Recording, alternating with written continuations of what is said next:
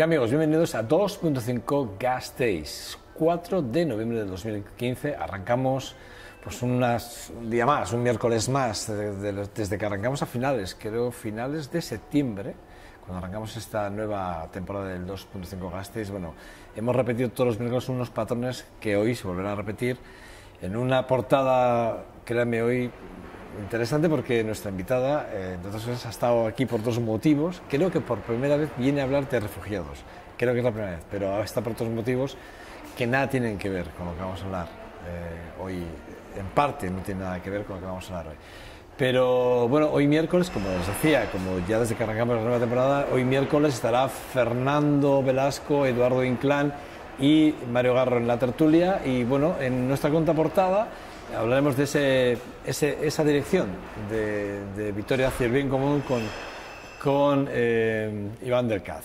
Pero como os decía, en nuestra portada, Rosabel Argote, responsable del CEAR en Álava, bueno, CEAR Euskadi en Álava, así lo digo, está bien dicho, ¿no? Eso es la CEAR, es la Comisión de Ayuda al Refugiado en Euskadi en Álava, eso es. Bueno, ¿qué tal estás? Seguro, buenos días. Bueno, muchas gracias por invitarnos. Que decíamos que efectivamente has venido por otros motivos muy diferentes siempre al programa. Hemos hablado mucho contigo de Gora Gasteiz, de nuestra situación en Álava, en Vitoria. Yo decía que nada tiene que ver, bueno, algo sí que tiene que ver. Sí que tiene que ver. De soslayo, pero eso, tiene algo, sí. no en la envergadura de la que vamos a hablar ahora, evidentemente, pero sí que tiene que ver. No, en realidad tiene más que ver de lo que parece, porque cuando se habla de las personas refugiadas, muchas veces hablamos como si esos problemas pillaran de fuera, como si pudiésemos trabajar con las personas refugiadas solo en África, en Oriente Medio, en Ucrania. Sin embargo, CEAR, la Comisión de Ayuda al Refugiado, intentamos trabajar por su situación allí y por su situación cuando llegan aquí.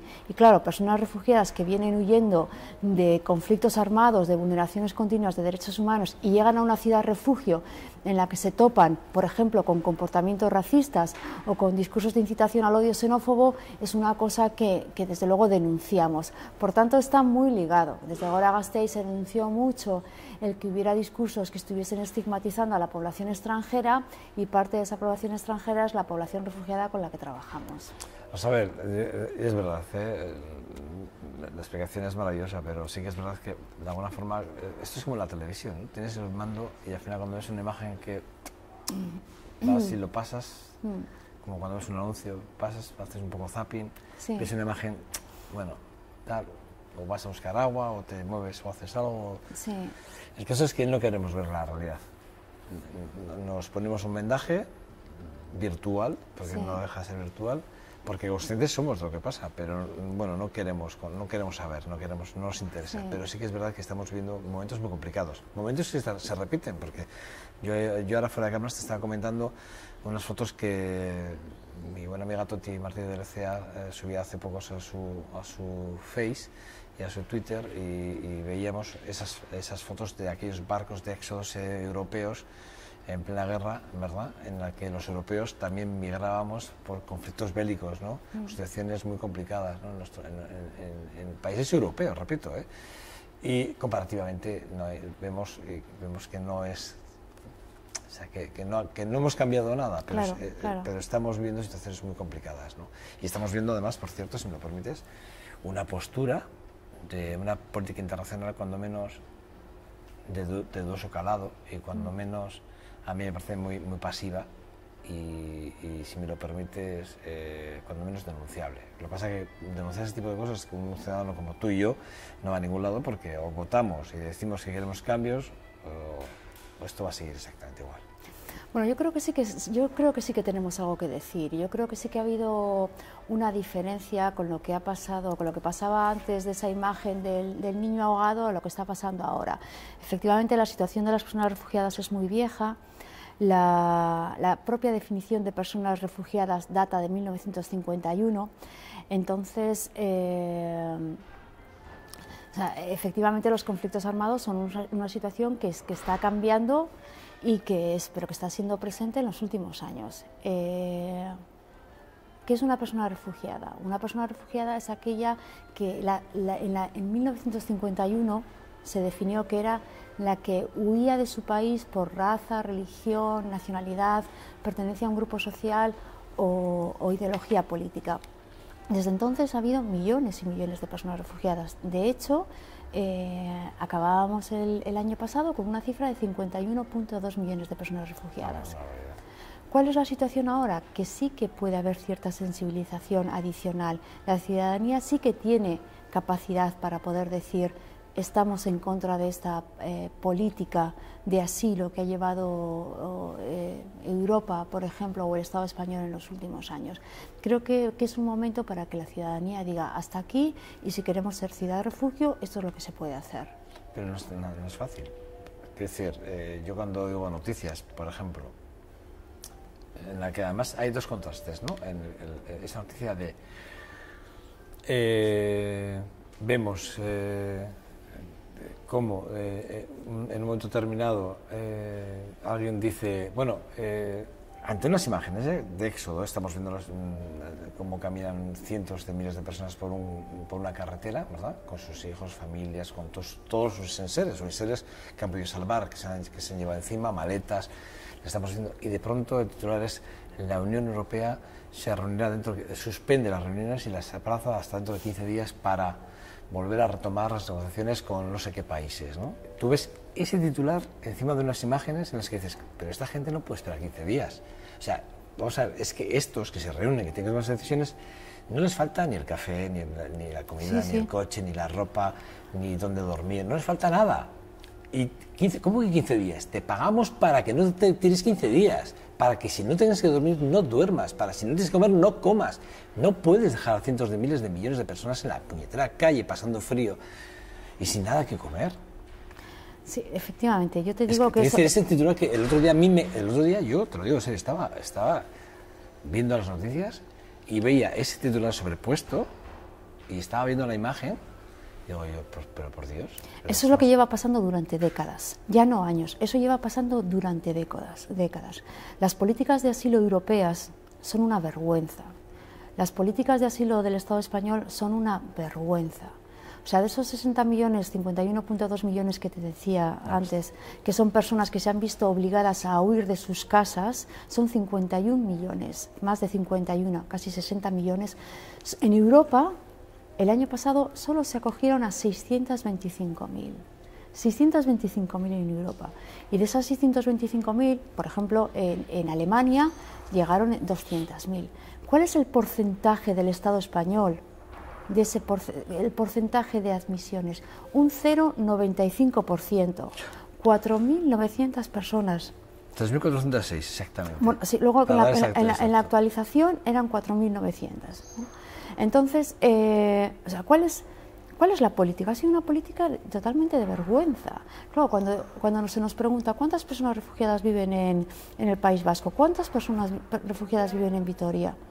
Bueno, muchísimas más. Si nos atenemos a los datos cuantitativos, claro, el año pasado, por ejemplo, solo pidieron 99 personas asilo en el País Vasco. De esas 99 personas, solo 9 en Álava. Es una cifra irrisoria. Uno podría pensar, no, es que las personas refugiadas no llegan a Vitoria-Gasteiz. Pero eso no es así.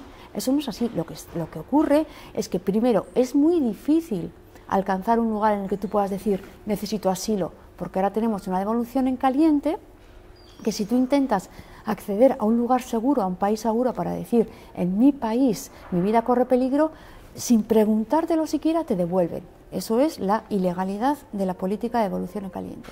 Y luego, en segundo lugar, la gente que pide asilo lleva durante décadas asistiendo como porcentajes que varían entre un 5% y un 20% son solo admitidos.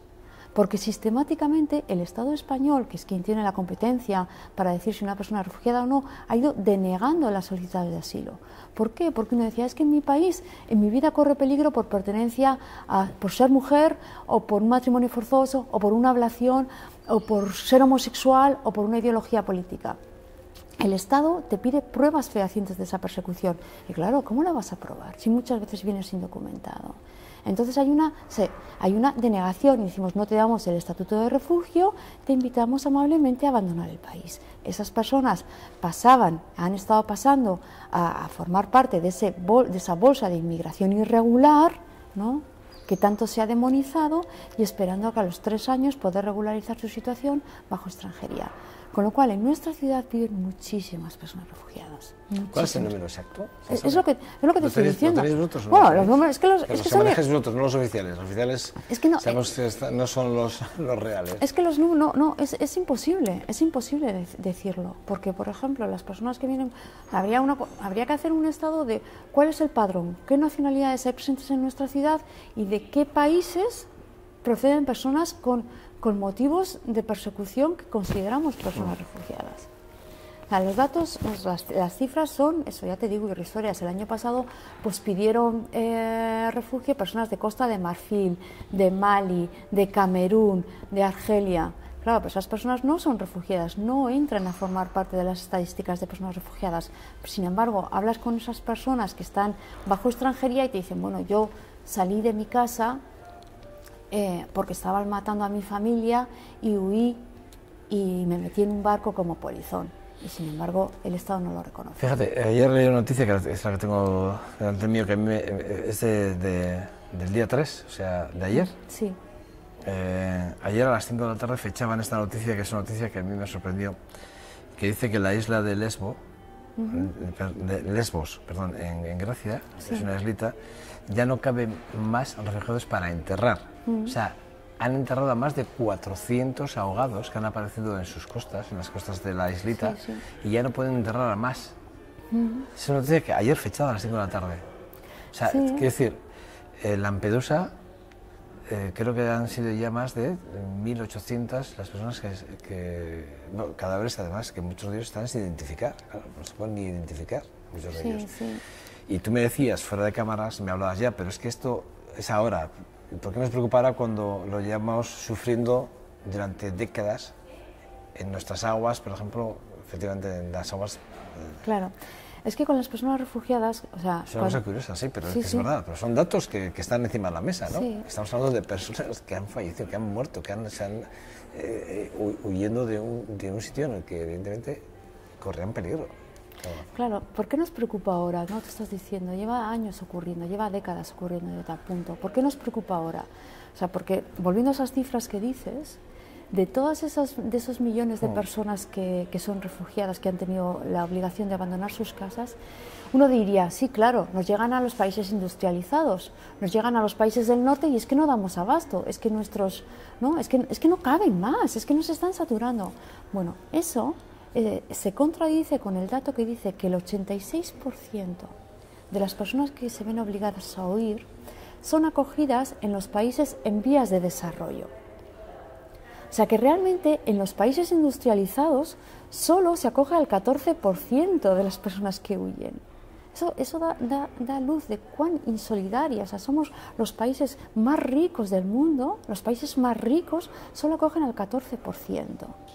Y el 86% son acogidos en los países más empobrecidos. ¿Por qué nos está preocupando ahora Siria? Cuando realmente es un conflicto armado que lleva 4 o 5 años ya latente. ¿Por qué? Porque ahora está salpicando a Europa. Porque no nos ha preocupado cuando esas personas refugiadas que salían de Siria estaban siendo acogidas en los países limítrofes del Líbano. Que el Líbano...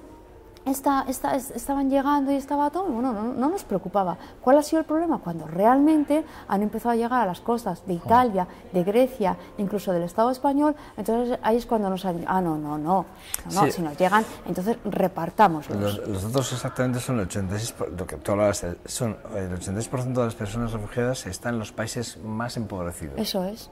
El 14% está en los países más ricos. Eso es. Es así.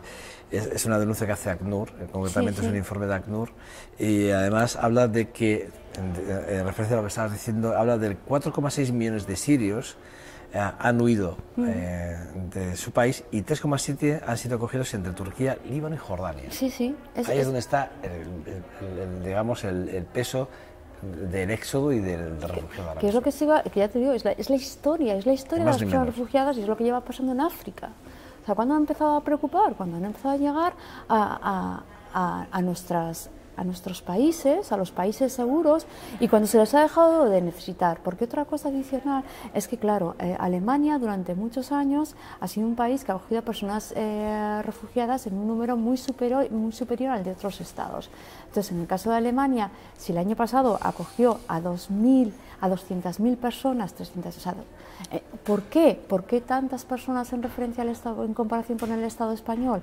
Bueno, pues por una necesidad de mano de obra, que es un poco como se argumenta.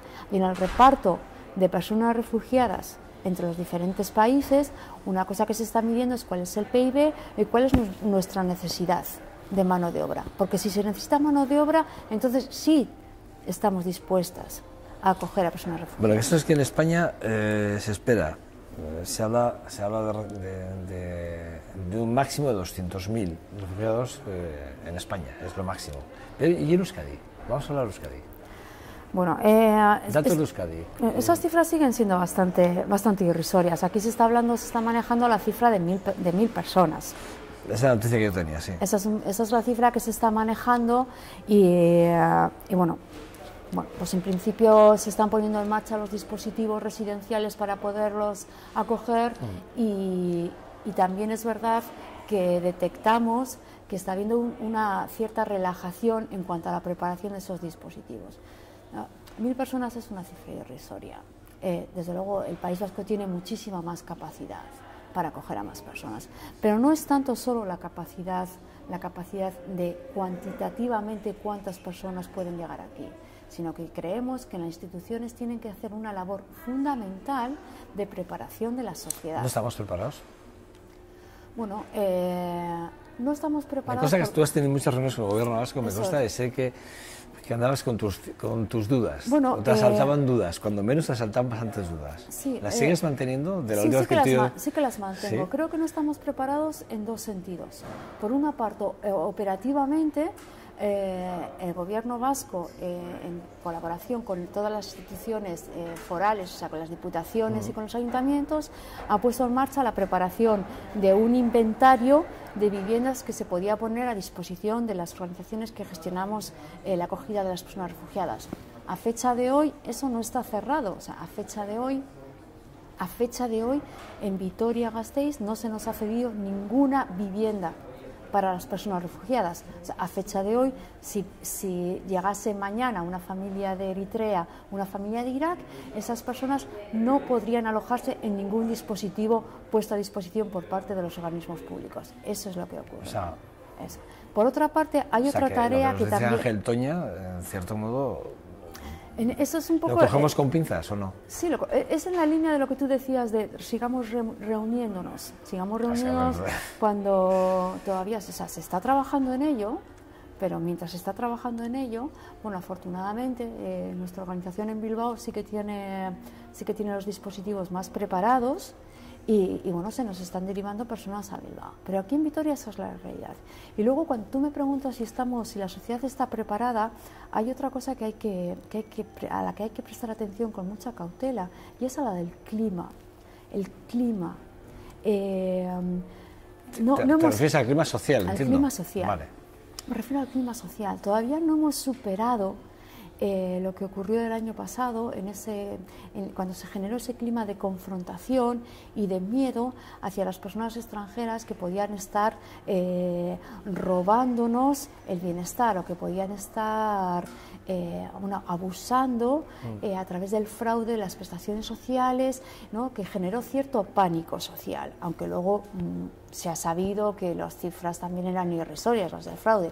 Pero bueno, siempre se generan esos miedos, esos rumores con cierto tinte xenófobo, que tienen que ser mitigados antes de que... Pero Rosabel, vale, hazme una reflexión al respecto de los resultados electorales entonces.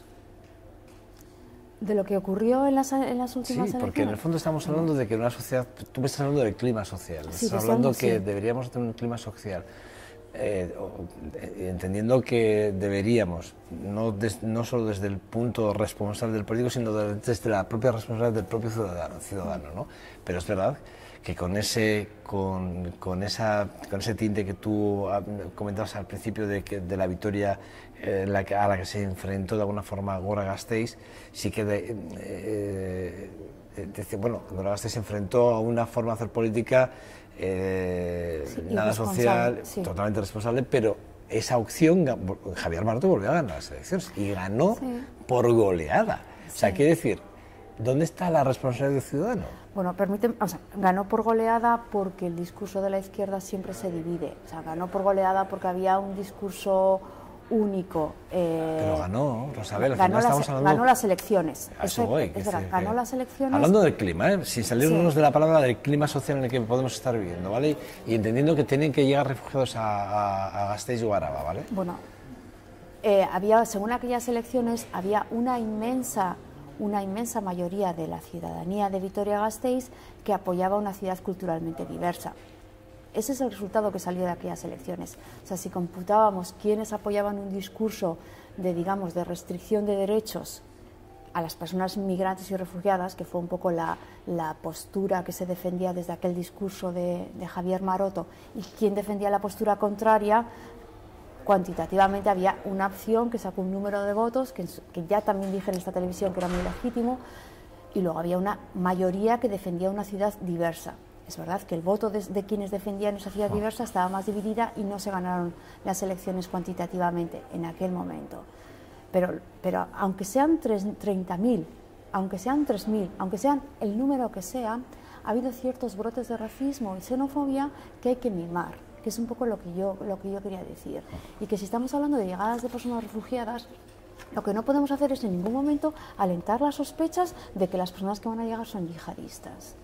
Hay que mimar a la ciudadanía.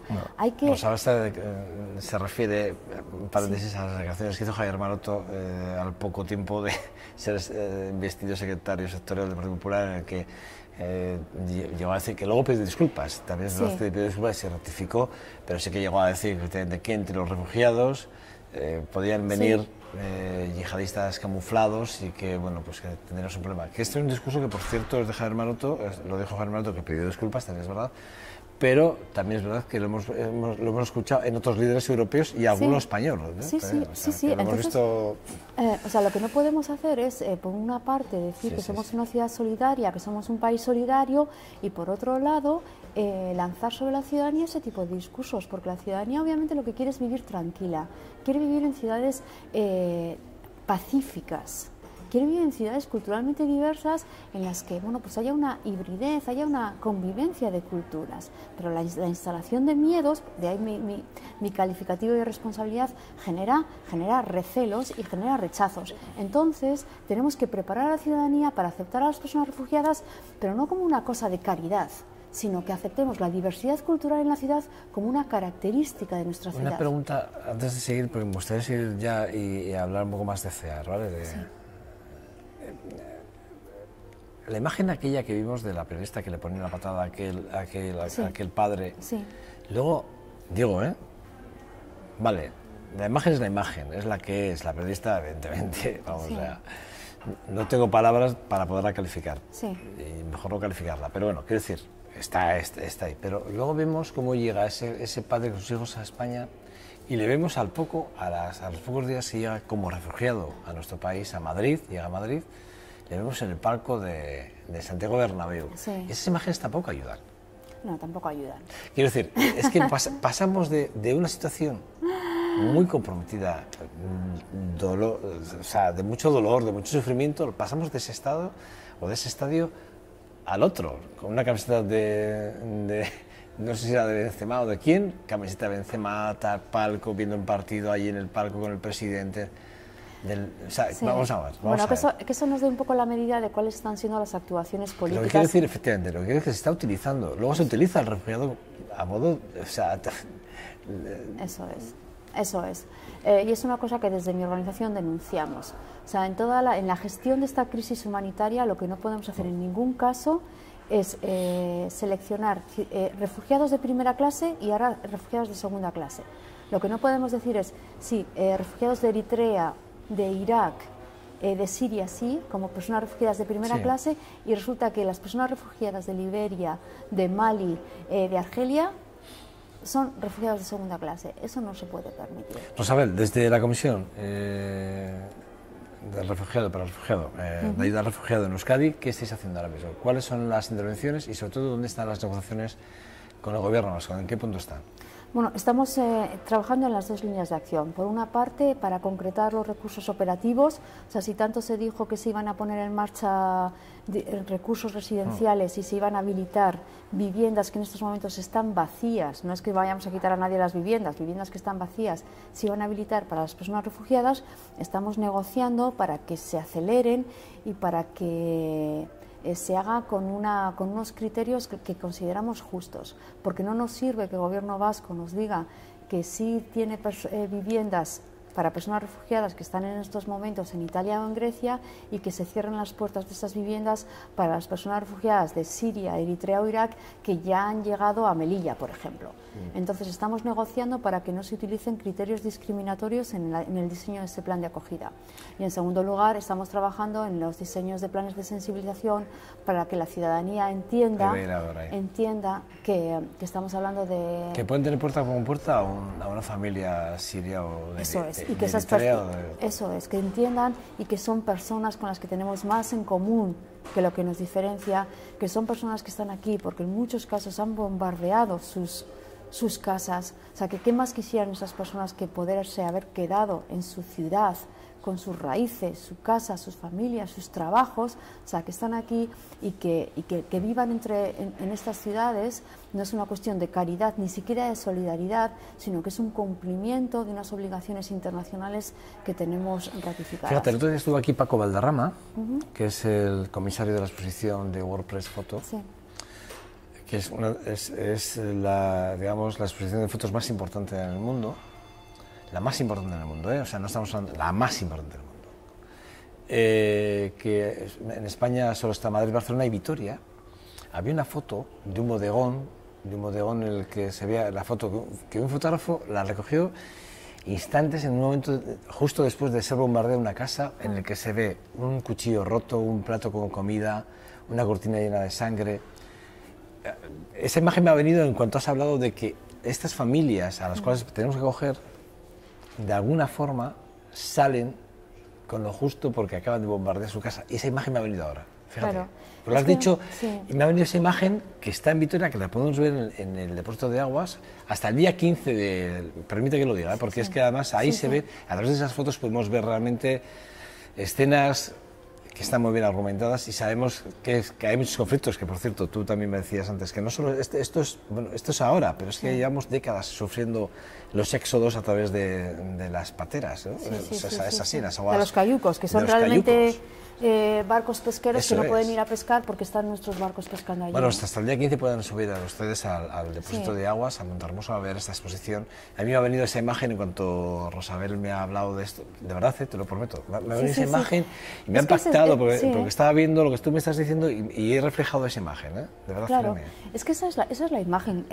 Si animamos a algo a las espectadoras y a los espectadores de este programa, es que no piensen ni en las personas migrantes ni en las personas refugiadas como en un sentimiento de amenaza, como si viniesen a quitarnos algo o a poner en peligro nuestras bases culturales. No es así. O sea, son personas que en muchos casos no quieren abandonar los campos de refugiados porque quieren permanecer lo más cerca posible de sus casas. Sí, es verdad. Por si acaso se restablece la paz. Cuando ya a esas personas se les dice, o sea, id a los hotspots, que son los puntos en los que allí se está decidiendo a qué países de Europa van a ir, o sea, no quieren ir porque no se quieren alejar. Entonces ya cuando una familia ya coge a sus niñas, a sus niños y vienen aquí, o sea, lo que no podemos hacer es darles la bienvenida con miradas de rechazo, con miradas de racismo, diciendo esta es mi RGI, esta es mi RGI, esta es mi casa, esta es mi cultura, esta es mi religión, esta es mi iglesia. O sea, la ciudadanía de Gasteiz ha demostrado 1000 veces su capacidad para ser abierta, para ser solidaria, para ser lugar de acogida. Es un momento excelente para que ratifiquemos que podemos ser una ciudad refugiada. ¿Para cuándo crees? ¿Para cuándo esperamos que empiecen a llegar los primeros refugiados? Hablaban de este mes de noviembre, Sí, pero... sí, ya te digo que, bueno, insisto, personas refugiadas ya han llegado y ya hay personas refugiadas que están viviendo en Vitoria-Gasteiz. Si me preguntas por cuándo van a llegar las que están ya en Melilla, ya están llegando. Están llegando a Bilbao, que es donde tenemos los dispositivos preparados. Vale. Aquí no llegan porque no los tenemos listos. Las personas ¿De quién depende que los tengamos aquí listos? ¿Del gobierno vasco o de alguna institución como ayuntamiento o diputación? Bueno, en estos momentos sí, todas las instituciones están trabajando en un grupo común. Quieren tomar una decisión única y compartida, entonces depende de todo ese grupo que se decida cuando se liberan las viviendas que pueden tener ya reservadas. De momento, si ellos creen que, o sea, si se está decidiendo que solo se van a poner a disposición de las personas refugiadas que están en Grecia o en Italia, eso se está hablando de un grupo piloto que va a llegar en un número de 50 personas.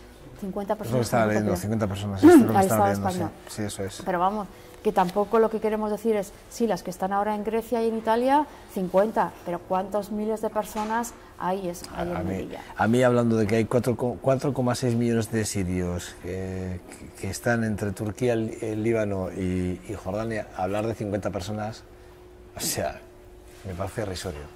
Sí, desde CER estamos llevando a cabo una iniciativa porque creemos que es una forma de dar a la ciudadanía una herramienta para decir queremos ser ciudad refugio. Te la voy a contar en 2 minutos.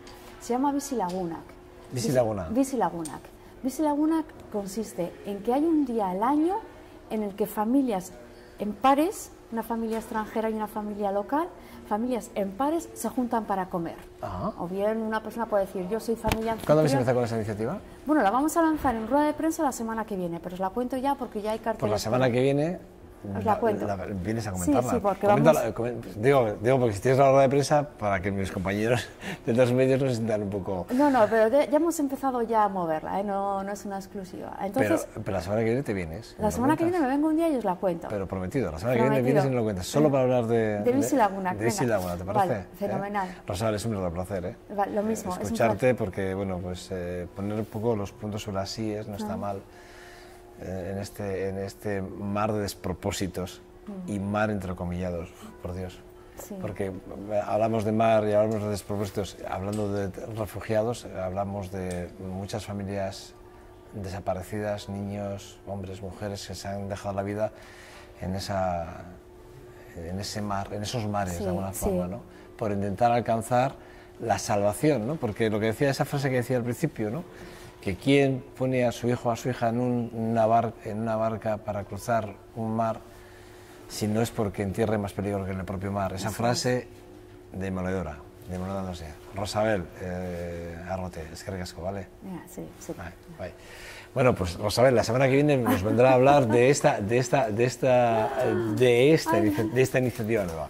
Dicho esto, se me marcha, tranquila. Dicho esto, bueno, hemos despedido a Rosabel y seguimos adelante. Saben que vamos con los deportes, que el jefe de redacción deportiva de esta casa ya está por aquí, John Dos Santos, seguidamente la tertulia y ya saben, luego Vitoria hacia bien común con Iván del Cat. Esto es lo que nos quedan como argumentos de aquí al final del programa. Hasta ahora.